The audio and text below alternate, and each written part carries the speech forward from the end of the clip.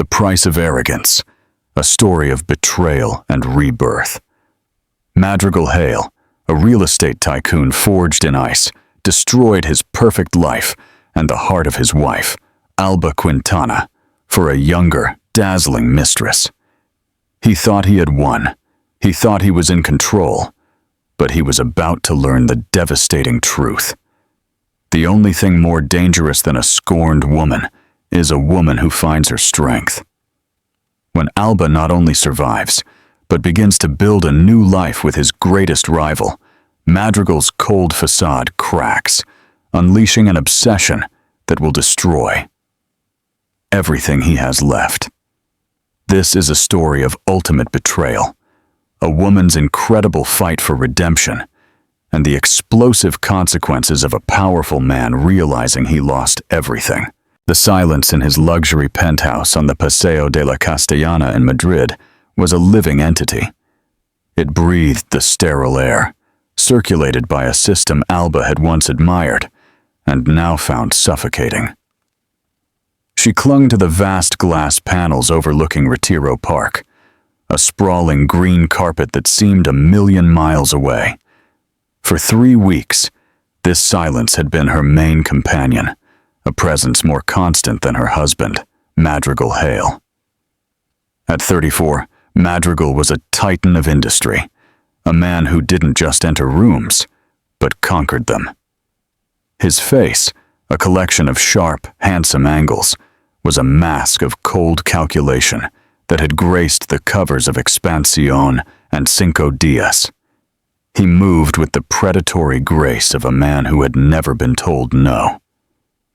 When his intense cobalt blue eyes first landed on Alba Quintana, a quiet art historian with a love for dusty books and impressionist light, she felt like the most seen woman in the world.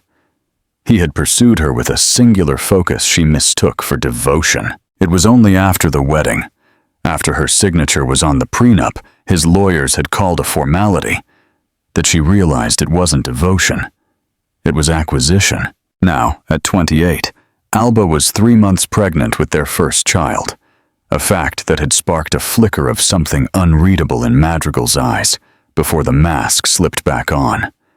She had hoped this would close the chasm opening between them, a silent, growing chasm filled with late nights he justified as board meetings, and a chill in their bed that had nothing to do with the thermostat. He entered the living room, his custom-made Italian shoes making no sound on the polished marble floor. He had already showered and changed out of his work armor into a cashmere sweater that likely cost more than her first car. He didn't look at her, but headed for the floor-to-ceiling wine fridge. "We need to talk, Alba." His voice was calm, measured, the voice he used when closing a hostile takeover. Alba's hand went instinctively to her belly, to a flat plane. A knot of ice formed in her chest. "I tried to talk to you last night, Madrigal. You came in after I was asleep." "I was busy." He selected a bottle of sparkling water, twisting the cap with a sharp snap that made her flinch. He still hadn't turned to face her. "This isn't working." The 4 words floated in the air, brutally simple. Alba's heart hammered against her ribs, a frantic bird trapped in a cage. "What? What isn't working? The schedule? I can have dinner ready later. I just thought... us." Finally, he turned, his eyes fixed on hers. There was no anger, no sadness, just a deep, terrifying void. "This marriage has come to an end." Breath left her body in a painful sigh. "What are you talking about? Madrigal, I'm pregnant." Her voice was a whisper, a desperate plea for him to remember, to care. "I am aware," he said, taking a sip of water. "Arrangements will be made. The child will be well taken care of, obviously. You will be too. I'm not a monster." The distant cruelty of his words was more painful than any screaming match. He was divesting, cutting his losses.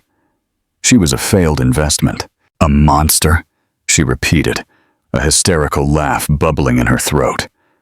You're talking about our baby, about our marriage, as if it were a line item on a balance sheet.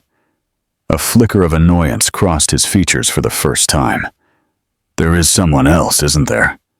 Her name is Valeria Frio. And yes, it is serious. The name hit Alba with the force of a physical blow. A 24-year-old Instagram model and socialite she had seen plastered on gossip sites, often at the same charity galas Madrigal attended alone. Alba had told herself it was nothing. Madrigal had assured her it was nothing. The casual way he said her name now, the possessive finality of "it is serious," told Alba it had been everything. So that's it? Alba stood up. Her legs were shaking. You bring this girl into our lives, and I'm supposed to just disappear? With your child inside me? I would prefer there be no drama, Madrigal said, his voice dropping to a warning tone. My lawyers will contact you tomorrow. They have drafted a generous severance package. Consider it a bonus for your time at the company. He actually used those words. Severance package. The insult was so deep, so dehumanizing, that something snapped inside her. Fear receded, replaced by a surge of white-hot rage. The company? That's what I was to you, Madrigal? An employee of Hale Holdings? You were my wife. The position is no longer available. He set the water bottle on the marble counter with a sharp click. I've arranged for you to stay at the Hotel Ritz for a few weeks, until you find a more permanent arrangement. Valeria is moving in this weekend. It is best you are gone by tomorrow night. He was evicting her, from her home, from her life. The power imbalance was staggering, absolute. He held all the cards, the money, the lawyers, the house. He had systematically isolated her from her former life, from her old friends, until he was the sun around which her world revolved. And now he was extinguishing the light. No, she said, the words sounding strange and powerful on her tongue. Madrigal raised a perfectly sculpted eyebrow. No, I will not discuss my life, nor the life of my child with your lawyers. I will not be packed up and shipped to a hotel like last season's luggage. You want a divorce, Madrigal? You will have to go through me, not your legal department. He studied her, a flicker of surprise in his cold eyes. He had expected tears, begging, a quick and tidy collapse. He hadn't expected defiance. A slow, chilling smile touched his lips. It didn't reach his eyes. Very well, Alba, he said softly. But you need to understand something. When I want something, I get it. And when I want something to disappear, it disappears. Have your little moment of defiance, but don't forget who you are dealing with. He turned and walked out of the room, leaving Alba alone in the cavernous silence. The icy knot in her chest had spread, chilling her to the bone. He wasn't just leaving her, he was erasing her. And as her hand trembled over the slight curve of her belly, she knew this wasn't just a divorce. It was a war for her survival, and the survival of the only pure thing she left. Do you think Alba stands a chance against Madrigal? Leave us your opinion in the comments. The next 24 hours were a blur of calculated cruelty. By morning, Alba's access to their joint accounts was frozen. A curt email from Madrigal's personal assistant informed her that a moving service, for her convenience, would arrive at 2 p.m. to pack her personal belongings and transport them to storage. The penthouse key would be deactivated at 6 p.m. sharp. He was dismantling her life with the efficiency of a corporate restructuring. Her best friend, Pilar Soto, a fiery redhead and struggling theater actress who had never trusted Madrigal, arrived within an hour, arms full of bodega coffee and righteous fury. The son of a bitch, Pilar hissed, pacing the massive walk-in closet as Alba pointed out, clothes with indifference. The literal son of a bitch, a severance package? Does he think he's God? He thinks he's Madrigal Hale, Alba replied hollowly. To him, it's the same thing. Packing was a surreal experience. This dress bought for a gala where Madrigal had ignored her all night. Those shoes, a thoughtful gift after he had missed their anniversary. Every object was a ghost, a souvenir of a love she now realized had been a meticulously crafted illusion. The movers, two burly men who refused to look her in the eye, worked with a somber, quiet efficiency that made it seem like they were packing a dead person's effects. At 5 o'clock, Alba stood on the Paseo de la Castellana with 2 suitcases, her purse, and a check Pilar had stuffed into her hand. The doorman, who had greeted her with a deferential Mrs. Hale for 3 years, now looked through her. Her key was just a useless piece of metal. She was officially an exile. Pilar took her to her small, cluttered but warm apartment in the Barrio de las Letras. It was a 5th-floor walk-up, smelling of old books and fresh tea, a world away from the sterile, unscented air of the penthouse. For the first week, Alba barely left the guest room. She slept, cried, and stared at the ceiling. The psychological whiplash left her nauseous and dizzy. Morning sickness was a cruel, constant reminder of the baby Madrigal referred to as an arrangement. Her first communication from Madrigal's legal team was a thick, intimidating packet of documents. The terms were brutally clear. In exchange for signing an ironclad NDA and agreeing to a quick, uncontested divorce, she would receive a one-time payment. The custody agreement for the unborn issue was detailed with chilling precision. Madrigal would have sole legal custody, and Alba would be granted supervised visitation rights at his discretion. They were trying to buy her son. "He can't do this!" Pilar raged, throwing the papers onto her coffee table. "This is insane! He's trying to intimidate you into disappearing." "It's not intimidation," Alba said. A deadly calm took over her. "It's strategy." That was the moment the embers of her old self, the sharp, analytical mind of the historian, began to glow. She had spent years studying the strategies of kings and conquerors. Madrigal was no different. He was using overwhelming force to secure a quick and unconditional surrender, and she wouldn't give it to him.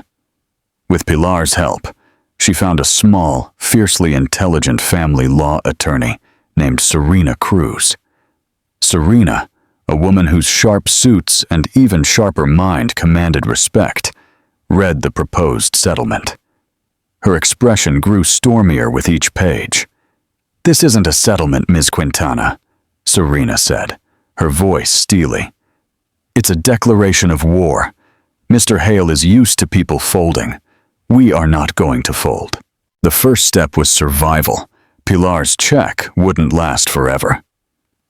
Alba began selling the jewelry Madrigal had bought her. The consolation prizes. The guilt gifts.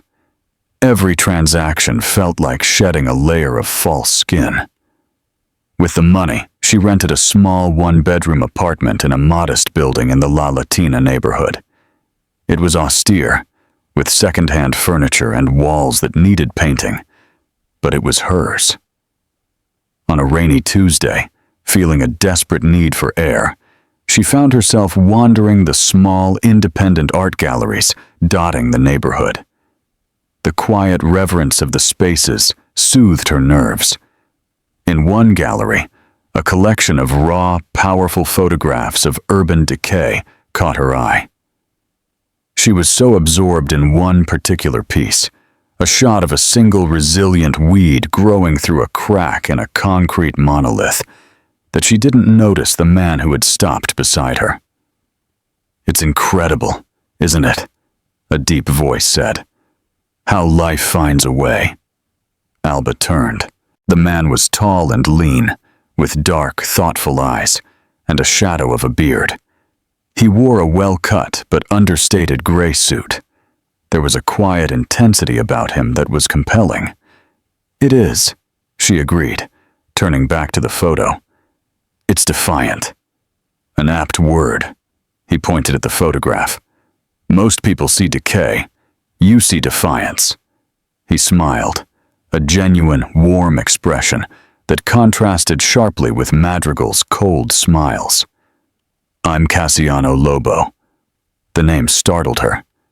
Cassiano Lobo, the CEO of Lobo Developments.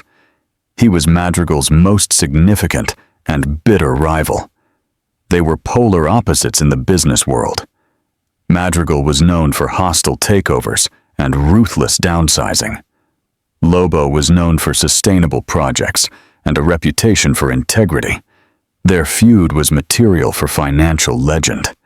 Madrigal despised him, with a passion bordering on pathological. Alba's guard went up instantly. Was it a coincidence? Alba Quintana, she said, her tone colder than she intended. Cassiano's eyes widened in recognition. It wasn't her name he recognized, but her face. He had seen her in photos. On Madrigal Hale's arm, the ghost of a pained expression crossed his face. He knew who she was, and likely what had happened. The New York elite gossip machine was ruthlessly efficient. I'm sorry, he said, his voice soft with what sounded like genuine sympathy. For what it's worth, I've seen his work up close. No one deserves that. Alba bristled. She didn't want his pity. I don't know what you mean. He didn't press. He simply nodded, his gaze returning to the photograph. Well, Miss Quintana, it was a pleasure meeting you. He gave her another small, respectful smile and walked away, leaving Alba with a strange mix of suspicion and an unwelcome flash of warmth. He hadn't been predatory or invasive. He had been kind. Do you think Cassiano Lobo has hidden intentions, or is he truly an unexpected ally? Tell us in the comments. Meanwhile, Madrigal was discovering that his life with Valeria was not the seamless upgrade he had anticipated. The penthouse, once a silent sanctuary of his control, was now filled with the chaos of Valeria's world. Her friends, vapid and loud, were a constant presence. The silence he craved was replaced by the incessant click of her phone camera as she documented every moment of her new, luxurious life for her followers. She was beautiful, exciting, and completely enthralled by him. But he found her adoration cloying, her conversation shallow. He had won, but the prize felt empty. He had expected Alba to crumble, to take the money and disappear. A footnote in his biography. Instead, his lawyers reported that she had retained counsel. She was fighting back. He would see paparazzi photos of her, looking pale and thin, but undeniably resolute, entering a lawyer's office. One night, a photo from a society blog popped up on his feed. It was from the gallery opening. A candid shot showed Alba, hand resting on her pregnant belly, talking to Cassiano Lobo. They weren't touching, weren't even particularly close. But they were sharing a space, a moment. A nauseating, unfamiliar emotion twisted in Madrigal's stomach. It was hot, acidic, and tasted like poison. It was jealousy. It was possession. How dared she? How dared he? She was still Mrs. Madrigal Hale. She was carrying his child. The sight of her in the same frame as his most hated rival was a personal, intolerable affront. He grabbed his phone and dialed his head of security. I want to know everything about her new life, he ordered, his voice a low growl. Where she goes, who she sees, everything. And I want leverage on Lobo. Find it. I don't care what it costs. He had tried to erase her with indifference. Now he would erase her with his power. The game had changed. It was no longer about a quiet divorce. It was about total, complete destruction. Life in the La Latina neighborhood was a study in contrasts for Alba.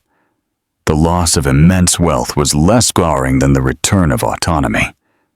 She learned the rhythms of the subway, the names of the grocers at the local market, the simple joy of buying a coffee without it being charged to a faceless corporate account. It was a smaller life, but it was deeply and completely hers. The legal battle was a slow, exhausting war of attrition. Madrigal's lawyers sent endless motions, demanded exhaustive financial disclosures of her pre-marriage life, and tried to paint her as an unstable fortune hunter. Serena Cruz was a bulldog, countering every move with meticulous, unwavering professionalism. "He's trying to ruin you emotionally," Serena told her during a grueling strategy session. "Don't let him." Alba's second meeting with Cassiano Lobo was as unexpected as the first. She was in a small, independent bookstore, running her hand along the spines of art history texts when he spoke her name, Alba. She turned, startled. He was holding a biography of architect Francisco Javier Sáenz de Oiza. Today, he looked less formal, in dark jeans and a simple, well-fitted shirt. "Mr. Lobo, Cassiano, please," he insisted, with a gentle smile in his eyes. He gestured with the book. "Fan of Oiza?"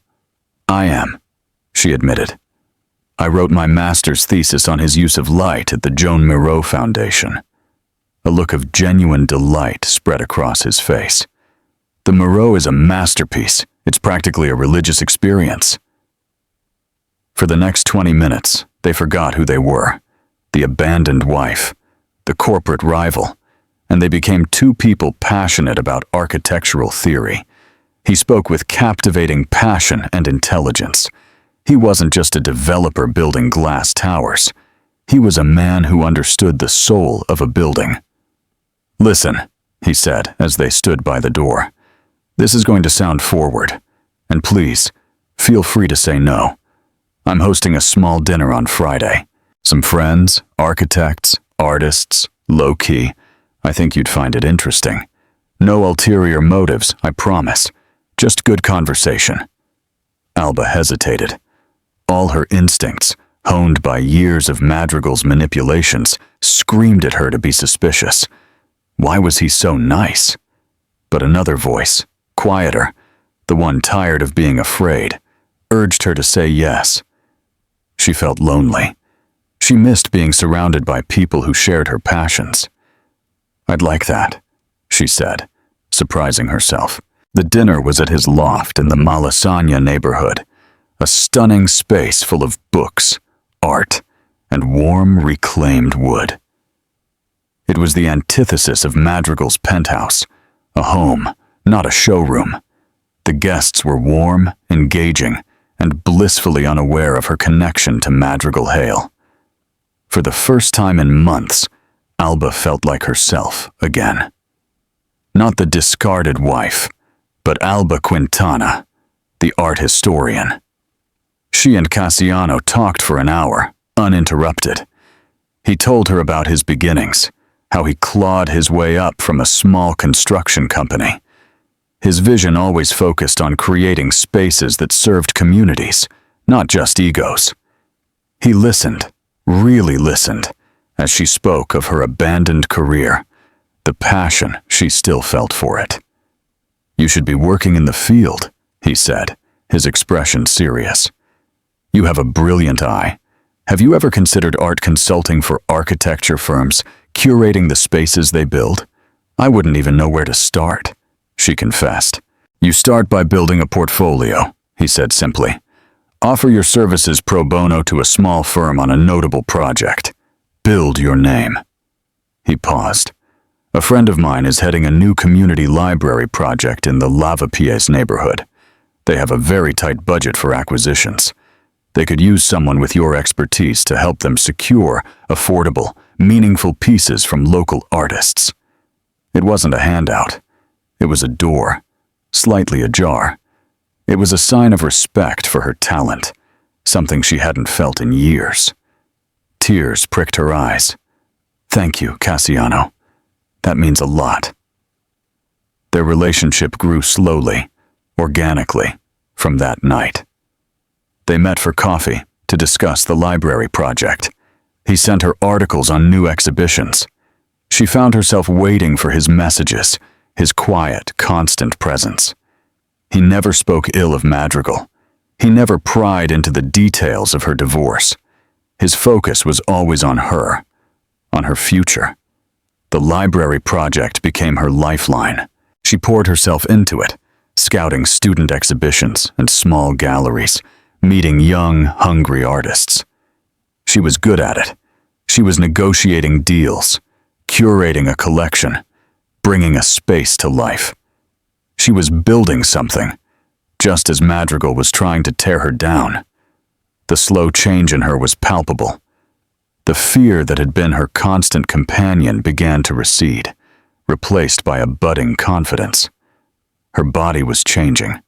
The soft swelling of her pregnancy, now a visible and reassuring curve.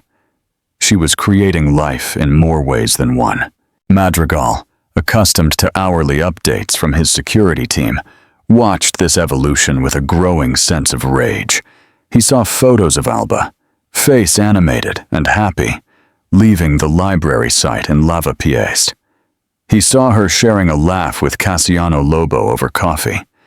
The narrative he had constructed in his mind, the pathetic, broken wife, was being rewritten before his eyes. And he wasn't the author. His obsession, once a cold, calculated strategy, was turning into a hot, consuming fire. He saw Cassiano not just as a business rival, but as a thief, stealing what was rightfully his. Not Alba the woman, but the idea of her, the mother of his heir, a hale possession. Seeing her thrive without him, and worse, with Lobo's help, was an intolerable narcissistic wound. The legal tactics escalated. His lawyers filed a motion for an emergency hearing, alleging that Alba's unstable living situation and questionable associations posed a risk to the unborn issue. It was a thinly veiled attack on her friendship with Cassiano. Meanwhile, Madrigal's life with Valeria was deteriorating rapidly. Her constant need for public validation grated on him. He would come home seeking a sanctuary and find her in the middle of a live stream, pouting for her followers. One night, she confronted him. Her voice was shrill. "People are talking, Madrigal. They're posting photos of her with him. It's humiliating. Why haven't you crushed her yet? You promised you would handle it." "I am handling it," he snapped, the pressure in his skull building. "It doesn't look like it," she shouted.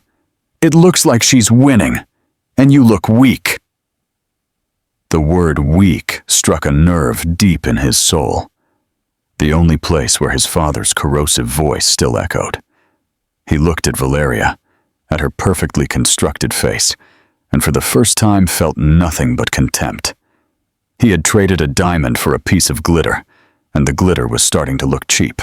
He walked out, leaving her sputtering in a cloud of expensive perfume. He drove aimlessly through the city, rage and confusion churning inside him. He ended up parked across the street from Alba's modest apartment building. The lights were on in her window. He imagined her there, her life continuing.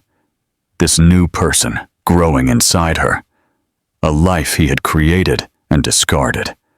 Then he saw it. Cassiano Lobo's car pulled up. He got out, holding a bag that looked like takeout. He rang the bell, was buzzed in, and moments later, his silhouette peered in her window beside hers. Madrigal's hands gripped the steering wheel until his knuckles turned white. It was no longer about strategy. It was no longer about business. It was something primal. He had to break them. He had to prove he was the architect of her world, and if he couldn't build it, he would burn it to the ground. The motion for an emergency hearing was Madrigal's declaration of total war. He was no longer trying to control the narrative. He was trying to scorch the earth. The legal filing was a masterpiece of character assassination, full of half-truths and vicious innuendos. It painted Alba as a reckless, emotionally volatile woman, and Cassiano as a predatory opportunist using her to get to Madrigal. It requested the court order a psychiatric evaluation for Alba and grant Madrigal sole temporary custody of the baby upon birth. Sitting in Serena Cruz's office, Alba read the document. Her hands shook. The words were a violation, a distortion of her reality into something ugly and unrecognizable. "He's using the baby as a hostage," Alba said. Her voice trembled with a fury that burned away her tears. "This isn't about his concern for the child. It's about punishing me for not breaking." "It's a classic scorched earth tactic of a narcissist," Serena said, face grim. "He can't stand that you're building a new life, particularly with Cassiano Lobo. We will fight. We will document everything. Your work on the library project, your stable home, your prenatal appointments. We will build a fortress of facts to withstand his fiction." The hearing date was set. The psychological toll was immense. Alba felt like she was living under a microscope, every action scrutinized, every choice reconsidered. Sleep offered little escape, her dreams filled with sterile courtrooms and Madrigal's cold, triumphant smile. Cassiano was her rock. When she called him, voice cracking as she told him about the court filing, he was at her apartment in an hour. He didn't offer platitudes or false assurances. He sat with her, read the entire document, and his jaw tightened with a quiet, controlled anger. "He won't win this, Alba," Cassiano said, his voice a low, steady anchor in her storm. "My lawyers will coordinate with Serena. We will provide all documentation to refute these lies. I won't let him do this to you." His firmness was a balm to her shattered nerves, but a seed of guilt took root in her heart. "He's doing this because of you, Cassiano. If I hadn't let you into my life—" "No," he interrupted her gently but firmly, turning to face her. His dark eyes were intense, serious. "He is doing this because he is a bully who is terrified of losing control. He would have found another reason, another person, to weaponize. This is who he is. The only thing that has changed is that you aren't facing him alone." In that moment, the unspoken between them shifted. The slow fire of friendship, of mutual respect, finally caught. He reached out, covering her hand with his. It was the first time he had touched her with such deliberate tenderness. The warmth of his skin contrasted sharply with the memory of Madrigal's icy touch. "I'm falling in love with you, Alba," he said, his voice barely a whisper. "I know the timing is a disaster. I know your life is a battlefield right now, but I can't pretend it's just friendship anymore." Tears streamed down Alba's face, not of sadness, but of a deep, overwhelming relief. It felt like the first breath after being underwater for too long. "I think I'm falling in love with you too," she confessed. Their first kiss wasn't a desperate, passionate affair. It was soft, hesitant, a question and an answer all at once. It was a promise of a future she hadn't dared to imagine. "Do you think this new love between Alba and Cassiano can withstand Madrigal's fury? Share your predictions." Madrigal, however, was spiraling. His obsession was consuming his life. He was distracted at work. His Midas touch faltered. He made a reckless, ill-advised bid at a major auction for a new telecom venture, a move fueled by ego rather than strategy, and lost millions. His board members were starting to whisper. The infallible Madrigal Hale seemed volatile. His home life was a wasteland. Valeria, seeing her dream life and Madrigal's attention slipping away, became more desperate. She alternated between screaming accusations and pathetic attempts to rekindle their passion. She dressed in lingerie that had once seemed exciting, and he looked through her. His mind miles away, parked on a street in La Latina. "What does she have that I don't?" she screamed at him one night, after he spent an hour silently staring at his phone. A PI photo of Alba and Cassiano leaving a restaurant was on the screen. "Nothing," Madrigal snapped, the lie tasting like ash in his mouth. But it was a lie. Alba had a quiet strength he had mistaken for weakness. She had a resilience he couldn't break. She had a core of integrity that made Valeria's desperate machinations seem vulgar and cheap.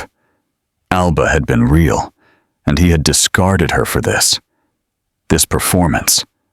Valeria's fear and jealousy turned into something poisonous. She saw Alba not just as a rival for Madrigal's affection, but as the wrecking ball of her carefully constructed future. If Madrigal's empire crumbled, she would too. She had clawed her way up from a destitute background she hid from everyone. And she wasn't going back. She decided to take matters into her own hands. She found Alba's address. One afternoon, she showed up at the La Latina apartment door, dressed in a staggeringly expensive outfit, her face a mask of faux concern. Alba opened the door. Her heart shrank. "Valeria, what do you want?" "I'm worried about you, Alba," Valeria began, voice dripping with artificial sympathy. "And I'm worried about Madrigal. This war between you two is destroying him." "This war was declared by him," Alba said coldly, not inviting her in. "But you keep fighting," Valeria pressed, eyes glittering. "You and Cassiano Lobo. Do you have any idea what you're doing? You're making Madrigal look weak, and that's the one thing he can't tolerate. He will ruin you. He will ruin Lobo. He will burn everything to the ground before he loses." "Is that a threat?" Valeria's facade cracked. A sneer twisted her perfect lips. "It's a fact. You think you're so righteous, don't you? The poor abandoned wife. But you're not as innocent as you seem. I know you were feeding him doubts about me long before I showed up. I know you were playing the victim to make him feel guilty." Alba looked at her, perplexed. "What are you talking about? I never did that." "Oh, please," Valeria scoffed. "Don't play dumb. Do you think you can get him back? He doesn't want you. He's only doing this because his ego is bruised. Leave him alone. Disappear. Take the money and go. It's best for everyone, especially for your baby." The confrontation was baffling. Valeria's accusations made no sense, but it was also revealing. Valeria wasn't a confident victor. She was terrified. She was standing on a trap door, and she knew it. The exchange, however, had been watched. A man in a car parked across the street had filmed the whole thing on his phone. He was a private investigator, but he didn't work for Madrigal. He worked for Cassiano. After the court filing, Cassiano had, with a heavy heart, hired a discreet firm to tail Valeria, suspecting she was more than just a passive player in Madrigal's cruelty. He needed to protect Alba from every angle. That night, Cassiano watched the video. He saw Valeria's desperation. He heard her strange, baseless accusations. Something didn't fit. On a hunch, he had the investigator do a deep dive, not just into Valeria Frio the model, but into who she was before. What he found was the hidden motive, the secret driving her entire existence. And it was the key that would unlock the prison Madrigal had built for himself and make his carefully constructed world come crashing down. The day of the custody hearing dawned gray and oppressive. The sky over Madrid was the color of a bruised slate. The courtroom was a cold, wood-paneled box designed to intimidate and diminish. Alba sat next to Serena Cruz, back straight, hands tightly clasped over her 6-month pregnant belly. Cassiano sat 2 rows behind her, a silent, solid presence. Madrigal sat at the opposite table, flanked by a team of 3 lawyers. He looked impeccable in a severe dark suit, his face an unreadable stone mask. He refused to look at Alba, his gaze fixed on the judge's empty bench. He radiated an aura of immense, unshakable power. The hearing began, and Madrigal's lead attorney, a shrewd, silver-haired man named Leandro Tumbas, went on the attack. He painted a picture of Alba's life as one of instability, citing her move to a less safe neighborhood and her ill-advised relationship with a man known to have a vendetta against Mr. Hale. He was weaving a fiction of recklessness, and with every word, Alba felt her reality slipping away. Then Serena Cruz rose to speak. "Your Honor," she began, voice calm and clear, "we are not here today because of my client's instability. We are here because of Amanda Hale's obsession."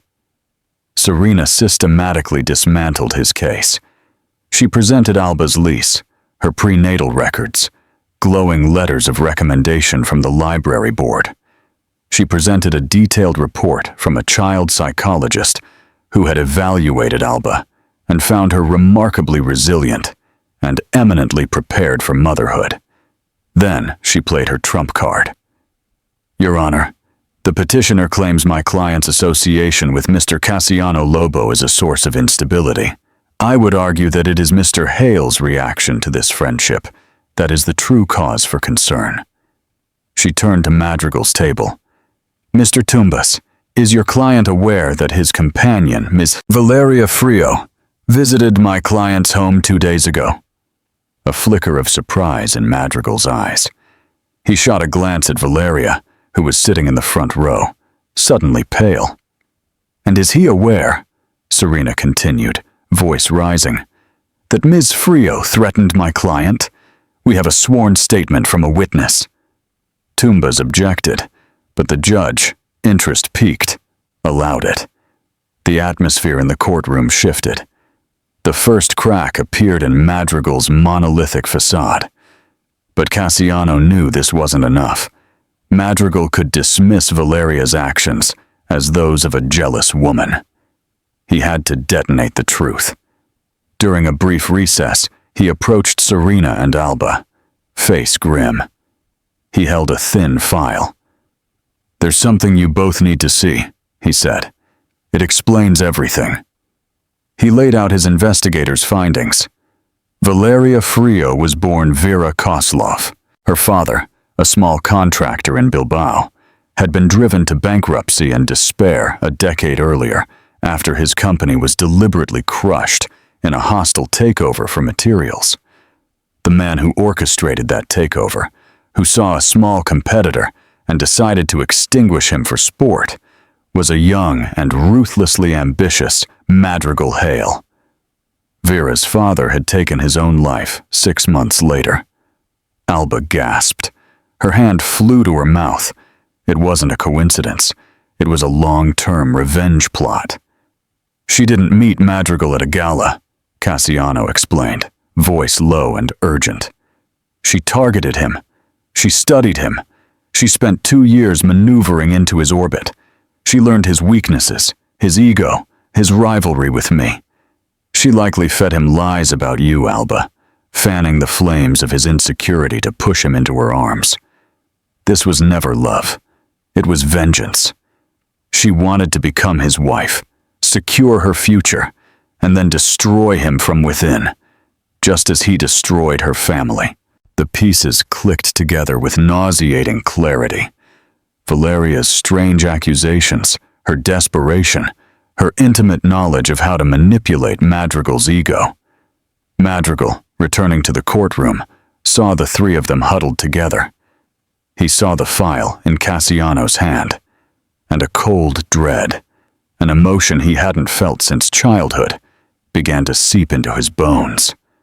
When the hearing resumed, Serena Cruz requested permission to call a surprise witness to the stand, Valeria Frio. Panic ignited in Valeria's eyes. She tried to refuse, but the judge, curiosity now fully engaged, compelled her. On the stand, under Serena's incisive questioning, Valeria's composure crumbled. The lies unraveled. When Serena presented a copy of her father's bankruptcy filing, with Madrigal's signature on the acquisition papers, Valeria broke completely. He deserved it, she sobbed, words pouring out of her, raw and full of a decade of hate. She looked straight at Madrigal, her face a mess of tears and runny mascara. He took everything from us, she sneered, while he ruined my father. I was going to take everything from you, Madrigal. Your company, your name, your son. I was going to make you feel what it was like to have nothing. A collective gasp went through the courtroom. Every camera, every eye turned to Madrigal. His mask didn't just crack, it shattered. The revelation was a catastrophic blow. He looked at Valeria, this woman he had chosen, and saw not a prize, but a viper he had willingly brought into his bed. He saw the last year of his life not as a series of choices he had made, but as a script written by the vengeful daughter of a man he barely remembered ruining. His betrayal of Alba wasn't even his idea. It was a symptom of his own vanity, expertly manipulated. The power he hoarded, the control he wielded so arrogantly, was an illusion. He had been a puppet. He looked at Alba, really looked at her, for the first time in a year. He saw the woman he had loved, the quiet strength he had judged cruelly, the life they were supposed to have. He saw the swell of her belly, holding a son born of a love he had murdered. And he saw her sitting next to Cassiano Lobo, a man who had shown her the respect and kindness he had been incapable of. The judge's voice was a distant buzz. The lawyer's words were meaningless noise.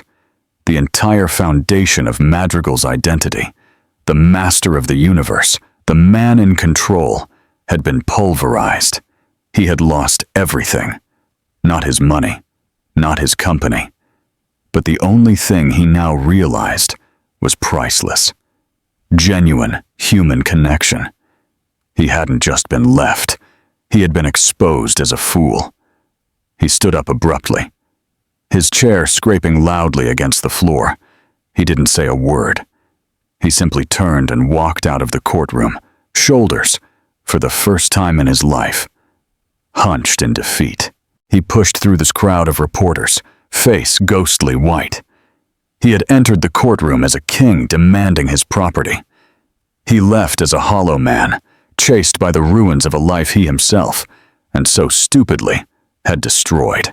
The hour of truth had arrived, not from a rival or a market crash, but from ghosts, from his own cruelty. The outcome of the hearing was a silent implosion.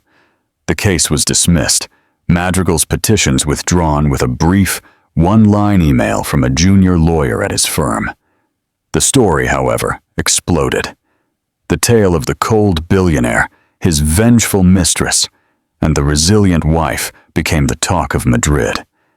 But for once, the narrative focused not on Madrigal's power or Valeria's deception, but on Alba's quiet dignity. Madrigal disappeared from public view. He retreated to his silent penthouse. But the silence was different now. It was no longer a symbol of his control, but a reflection of his emptiness. Valeria was gone. Her name and face vanished as quickly as they had appeared, leaving only the remnants of her long-dormant revenge. Madrigal was alone with the rubble of his life. He didn't fight the divorce. The papers were signed without objection. Everything Alba and Serena asked for was given. Full legal and physical custody of the baby to Alba, a generous and unconditional child support trust, and the formal transfer of a significant portion of his liquid assets to her. It wasn't a negotiation. It was penance.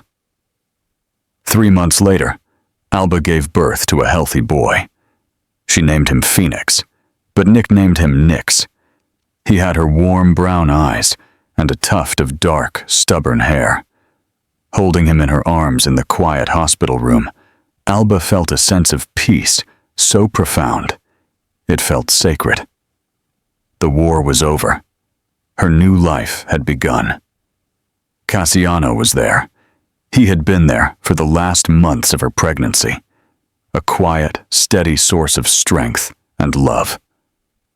He held Nix with a tenderness that made Alba's heart ache with fierce, protective joy. Their love story hadn't been forged in ballrooms and candlelight dinners, but in the trenches of a bitter legal war and the shared project of rebuilding a life. It was stronger for it. 6 months after Nix's birth, Alba received an unexpected email. It was from Madrigal. It was short, stripped of his usual corporate jargon, and startlingly direct. Alba, I know there are no words that can undo the damage I have done. I was a fool, blinded by an arrogance I mistook for strength. I betrayed you, and I betrayed our son before he was born. I expect nothing from you. No forgiveness, no second chance. But I would like to be a father to Nix. Not a provider, not a name on a trust, but a father. I have started therapy. I am trying to understand the man I became and to become a better one. If you were ever willing to allow it, I would like to see him. The terms would be entirely yours. Madrigal. Alba read the email several times. The old Madrigal would have sent a demand through his lawyers. This message was different. It was stripped of ego. It was the sound of a man who had finally hit bottom and was beginning the slow, painful climb. She discussed it with Cassiano. His response was, as always, measured and supportive. Nix deserves a father, he said. If Madrigal is truly willing to do the work to be a good one, that is a gift to your son. But the choice is yours, Alba. You are in control now. She agreed to a meeting in a public park on a cool autumn afternoon. Madrigal looked different. He had lost weight. The arrogant swagger was gone, replaced by a hesitant uncertainty. He didn't try to touch Nix at first. He just looked at him, eyes filled with a universe of regret. That was the beginning of Madrigal's redemption. It wasn't a grand cinematic arc. It was a slow, painful, private process. It was awkward, supervised visits in the park. It was him learning to hold his son, to change a diaper, to exist in a room without trying to dominate it. He sold the penthouse, moved into a smaller, human-scale apartment. He stepped down as CEO of Hale Holdings, taking a less public role on the board. He was dismantling the monument he had built to his own ego, stone by stone. He never got Alba back. He never tried. He saw the easy, genuine love between her and Cassiano. He saw the stable, happy home they were building for Nix. He understood, with a clarity that was both painful and liberating, that he had lost his right to that life. His redemption wasn't about reclaiming what he had lost, but about honoring it from a distance. It was about becoming a man worthy of being Nix's father. 2 years later, Alba, Cassiano, and a laughing, babbling Nix were feeding ducks at the pond in Retiro Park. It was a perfect Sunday. Alba, now a sought-after art consultant with her own successful small firm, felt a sense of satisfaction so deep it was like sunlight warming her from the inside out. On the other side of the pond, partially hidden by a willow tree, Madrigal watched them. He wasn't spying. He was simply observing. He saw his son, happy and loved. He saw the woman he had discarded, radiant and thriving. A sharp pang of his colossal loss hit him, as it always did. But this time it was followed by something else, a quiet sense of gratitude. Gratitude that they were okay. Gratitude that despite his best efforts to destroy her, this beautiful life existed. He gave a small, sad, accepting smile. He had been a cold millionaire who lost everything. But in losing, he had found a sliver of his humanity. It wasn't the ending he would have chosen, but it was the one he had earned. He turned and walked away, not a titan of industry, but just a man who finally understood the true measure of wealth. And so, Madrigal Hale learned the hardest lesson of all. You cannot put a price on a human heart. Alba's journey from the depths of betrayal to a life filled with authentic love and purpose is a powerful reminder that our greatest strength is often forged in our deepest pain. This wasn't just a story about the fall of a rich man. It was about the incredible rise of a woman. It proves that true power isn't about control or wealth, but about resilience, forgiveness, and the courage to build a new life from the ashes of the old one. If this story of heartbreak, resilience, and redemption moved you, please like this video and share it with someone who appreciates a story with true emotional depth. And for more captivating novels and dramatic stories that explore the complexities of the human heart, be sure to subscribe to our channel and turn on the notification bell.